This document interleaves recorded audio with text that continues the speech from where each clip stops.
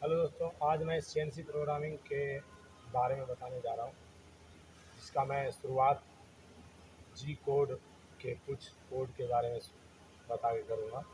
और ये सब कोड काम कैसे करता है इसके बारे में बताऊँगा। जी कोड जो होता है, इसको जी का फुल फॉर्म ज्योमेट्रिक कोड होता है। जी कोड जो होता है ये प्रीपरेटरी फंक्शन होता है। ये एक तरीके से मशीन को कमांड देता है कि किस तरीके से मशीन को चलना है। तो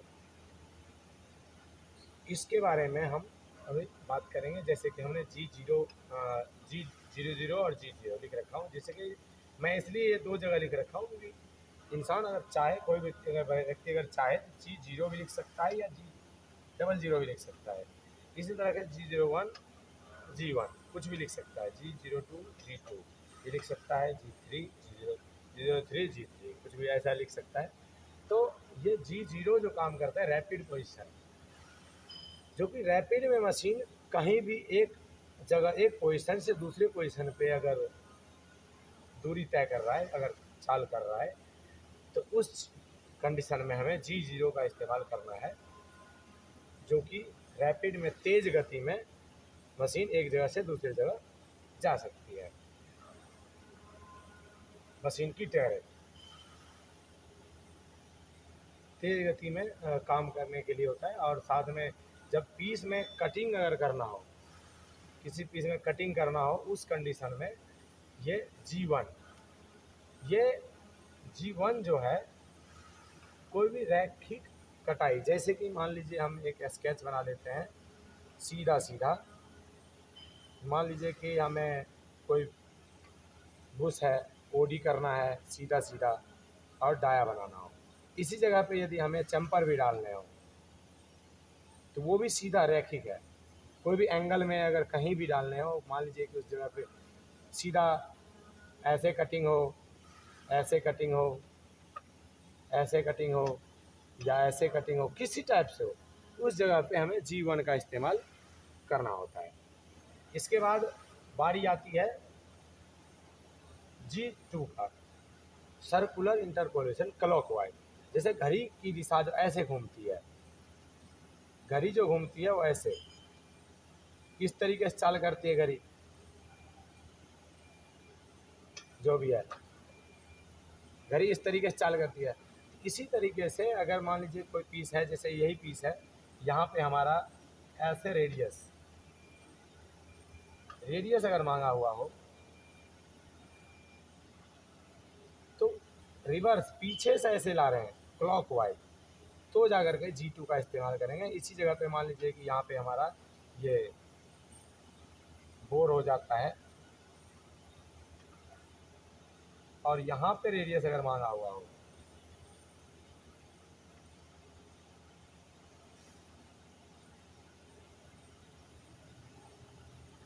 यहाँ पे अगर रेडियस हो तो मशीन जो वर्क करेगी ऐसे, मतलब इसी तरीके जी2 में काम करेगी, मतलब बाहर से अंदर की तरफ ऐसे जाना है।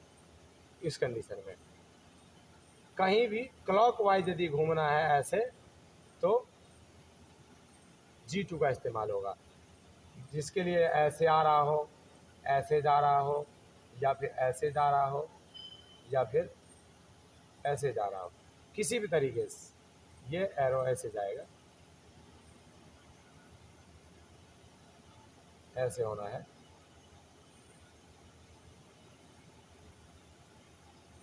कोई भी क्लॉकवाइज में यदि काम करता है तो जी2 में काम करेगा।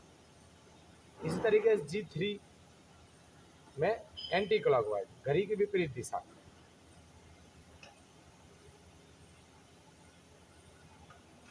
घड़ी की विपरीत दिशा, जैसे कि ये ऐसे हुआ या फिर ऐसे हुआ, ये रेडियस हो जाए, या फिर ऐसे बने, ये रेडियस है, इस टाइप से बने। कैसे भी घड़ी की विपरीत दिशा, जो घड़ी घूमती है, घड़ी की सुई, उसकी विपरीत दिशा में यदि चाल कर रहा है तो जी03 का इस्तेमाल करेंगे। जी04 जो है ये ड्वेल टाइम है। इसके लिए हमें जैसे कि कहीं भी हमें मशीन को रोकना हो, एक उदाहरण के लिए जैसे कि ग्रुप डाल रहे हैं, ग्रुप के जब डालने के बाद निचले हिस्से में तो ग्रुप डाया पे अगर फिनिशिंग थोड़ा बढ़िया चाहिए तो रोक के फिनिशिंग सीधा आ जाए, ओवल्टी वगैरह कंट्रोल करना हो, इस सब कंडीशन में या कोई भी इस टाइप का अगर हो तो वो तो प्रोग्राम बनाने के बाद वहाँ कंपोनेंट के हिसाब से सोचना होता है कि कहाँ पे हमें ज़रूरी है कहाँ पे नहीं है। जहाँ ज़रूरी होगा वहीं इस्तेमाल किया जाएगा इसका।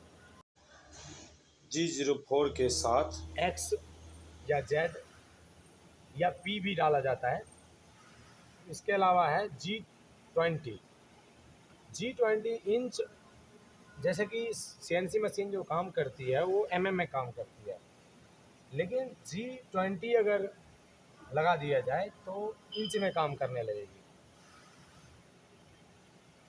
जो कि अगर किसी ने गलती से इसका यूज़, तो इसे नहीं होता है, यूज़ करना भी नहीं ज़रूरी होता, क्योंकि रेगुलर ज़्यादातर तो में ही सारे ड्राइंग्स भी मिल जाते हैं और में ही लोग काम भी करते हैं। तो लेकिन अगर किसी ने गलती से कोड अगर गलत डाल देता है तो इंच में मशीन बदल जाती है, इंच में काम करने लगती है। हाँ, ये ज़रूर होता है कि जैसे अगर कोई कोड ऐसे डाल दिया MDI मोड में, G20 डाल के चला दिया तो फिर से कोड बदल जाएगा, लेकिन मशीन ऑफ करके ऑन करने के बाद दोबारा से वो में बन जाता है। लेकिन यदि ऐसा नहीं होता है तो इसको मैट्रिक मतलब में करने के लिए फिर से G21 MDI मोड में डाल देंगे तो भी ये काम कर जाएगा। इतना ही नहीं, यदि हम सेफ्टी के लिए अगर हम चाहते हैं तो प्रोग्राम के शुरुआत में भी G21 डाल सकते हैं, जिससे कि हमारा अगर इंच में हो भी गया तो ऑटोमेटिक वो में हो जाएगा। तो ये वैसे बेसिक तरीके से ये यूज़ कोई नहीं करते हैं, लेकिन अगर चाहें तो कोई यूज कर भी सकते हैं।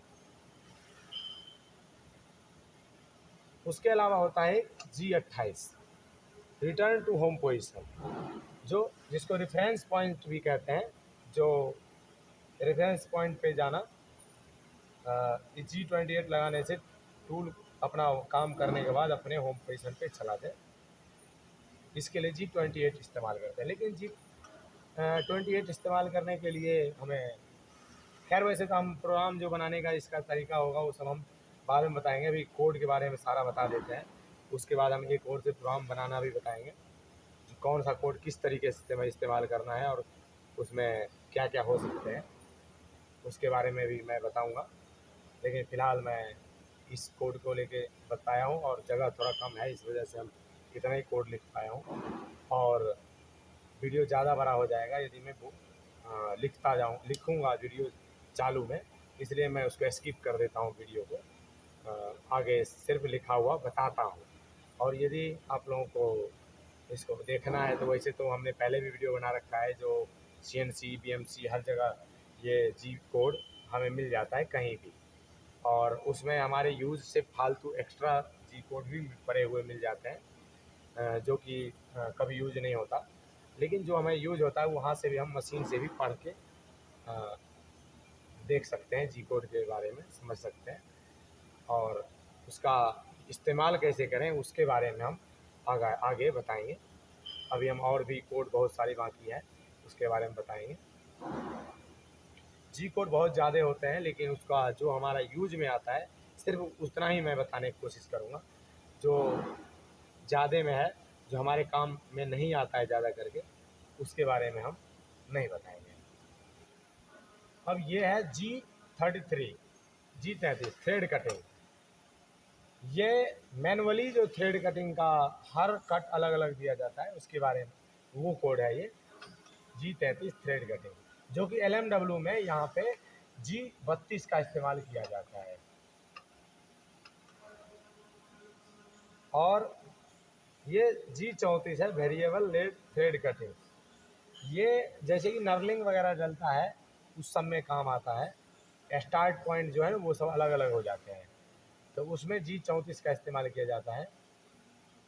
और G40 tool nose radius compensation cancel, ये हो गया टूल नोज रेडियस कंपनसेशन को कैंसिल करने के लिए है। G41 tool nose radius compensation left, जो कि लेफ्ट में चाल करना। लेफ्ट किस तरीके से डिसाइड करेंगे, वो ये है कि जैसे कि कहीं से भी टूल है, ये पीस है, मान लीजिए पीस है, और अगर हम यहाँ खड़े हैं, ये हमारा मान लीजिए कि टैरेट मतलब टूल इस तरफ से काम करना है, यहाँ खड़े हैं, तो इधर आया, ये आया तो लेफ्ट हो गया, और ये इधर गया तो आर हो गया। इसी तरीके से ये इस तरीके से जब काम करता है यहाँ, तो इधर आएगा एल हो जाएगा, इधर जाएगा आर हो जाएगा।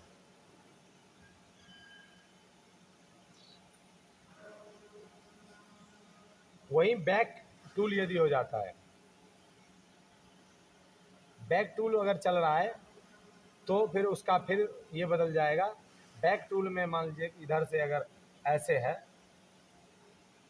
तो बैक घूम जाएंगे, तो ये लेफ्ट हो जाएगा, ये राइट हो जाएगा।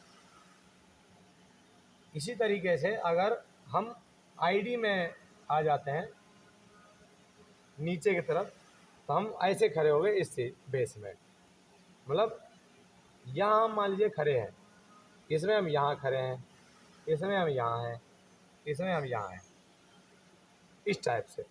अब इसमें जो है फिर से हमारा लेफ्ट जो है ये हो जाएगा लेफ्ट, और इधर जाएगा तो राइट। तो ये कंडीशन होता है लेफ्ट और राइट का, जो किस तरफ से हमें चाल करना है। इधर ऐसे चाल करना है तो, इधर ऐसे चाल करना है तो, अब इधर करना है तो राइट हो जाएगा, इधर करना है तो लेफ्ट हो जाएगा आईडी में। तो ये इस तरीके से डिसाइड किया जाता है लेफ्ट और राइट। इसी तरह से G42 tool nose radius compensation right, ये राइट का है, यही फंडा इसको लगाया जाएगा। इस चीज़ में हम आगे जब प्रोग्राम बनाना बताएंगे तो उसमें हम बढ़िया तरीके से फिर प्रोग्राम बना के बताएंगे कि कहाँ हम लेफ़्ट का इस्तेमाल करेंगे, कहाँ राइट का।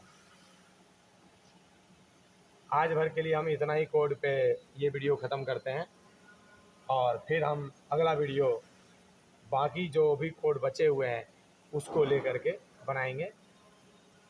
उसके बाद फिर हम प्रोग्राम को सजाने का तरीका सब बताएंगे, कैसे सजाया जाए प्रोग्राम को, इसके बारे में। वीडियो को पूरा देखने के लिए धन्यवाद, और यदि आप हमारे चैनल पर नए हैं तो हमारे चैनल को सब्सक्राइब करें और बेल का बटन प्रेस करें, बेल आइकन दबाएं, जिससे कि आपको अगली वीडियो का नोटिफिकेशन मिल जाया करेगा। और यदि आप CNC BMC प्रोग्रामिंग पूरा सीखना चाहते हैं तो आप हमारे चैनल को सब्सक्राइब ज़रूर करें। हम पूरी कोशिश करेंगे कि आप लोगों को बेहतर से बेहतर तरीके से सिखा सकें।